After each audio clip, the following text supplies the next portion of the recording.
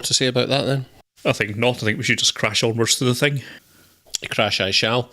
There's a select club of movies which were not huge commercial successes upon release, but which have, over time and through proliferation of home formats, achieved a touchstone cultural status where everyone in the observable universe has ended up seeing them one way or another, and which have very few dissenting voices contra to popular opinion.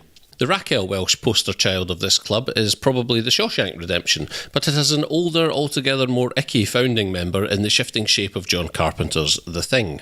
Adapted from John W. Campbell's short story Who Goes There, itself previously adapted for the big screen in 1951 as Howard Hawks' excellent The Thing from Another World, Carpenter's take will likely be so familiar to you already as to make anything I've already written down, or am about to say, totally redundant. You already know that the film's pervasive sense of dread, unease and paranoia, unassumingly fuel-injected by Carpenter's customary downbeat homebrew synth score, speaks more in service of horror than pretty much anything released since. You already know that Rob Bottin's groundbreaking practical creature effects work is infinitely more disturbing than anything that's ever been rendered in CG. You already know the debate that has followed in the wake of its wonderfully ambiguous ending. And you already know that Donald Moffat would rather not spend the rest of the winter tied to this couch. For what it's worth, The Thing holds up unspeakably... Yeah, I'll be honest, I was expecting a bigger laugh. For what it's worth, The Thing holds up unspeakably well even today, unless you're my wife, in which case you're frequently wrong about popular entertainment anyway, and can only count on my continued presence in this house because you accepted Blade Runner 2049 into your heart and tolerate me openly discussing my plan to start a new life with Ryan Gosling with our listeners, and my colleagues, and Ryan's voicemail, and the judge.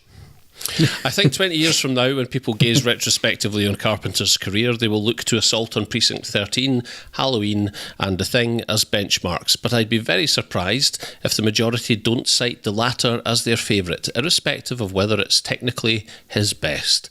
Discuss. Yes. Best is a tricky word. Absolutely my favourite, though.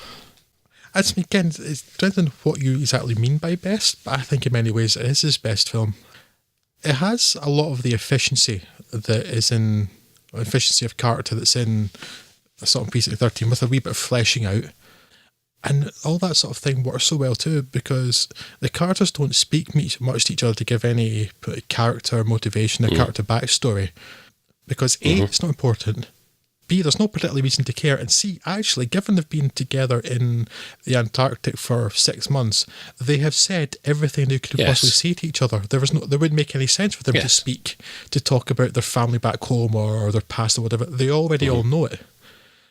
So actually that was really true to the setting of the characters. I also think the less understanding we have of particular character traits, the more effective it becomes to try and understand who or what might be the thing at any one given point. Yes, absolutely. And then, the creature work is superb. There's Bottin, and also there is puppetry work from one Mr. Stan Winston, which just, as if the film's effects work couldn't get any better. You add Stan Winston as well, making the dog puppet, in an incredibly short amount of time as well. Yeah, I just love this film. I saw this very young. I think it might have been on Channel 4 at some point, and it would have been in the 1980s. And I was probably too young to be watching it, but I remember so clearly the head sprouting legs and the doctor's arms being chopped off by the rib cage of the body. And I saw both those things at far too young an age, and I've never, ever forgotten them. And from the beginning, this film had a huge effect on me. And nowadays, certainly it doesn't scare me, but it does creep me out. And again, some of the creature effects are super, super creepy and kind of disturbing looking, so it does achieve that in a way that so few other films have for me. I think one of the reasons they've weathered so well, as well as that, I think the nature of the... quite literally the nature of the beast. It's an extraterrestrial presence, so it's not, we're not looking at those practical effects now and being fooled into thinking that it's actually somebody's head peeling away from the rest of their body. But it is kind of, there's a huge latitude of tolerance there when you take into account that it's an alien presence, and how would that look? How would that behave? It's so fantastical that it kind of gets away with it even now.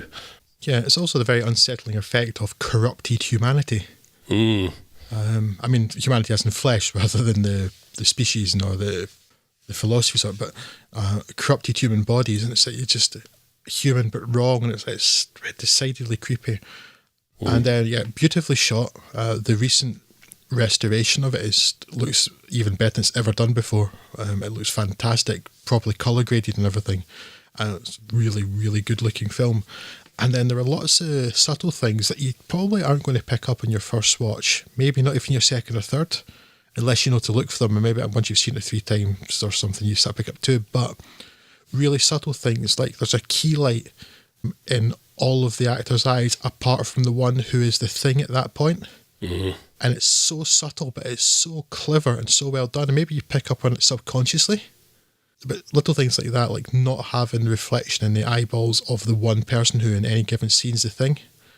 And you start seeing that sort of craft throughout the whole film. It's fantastic.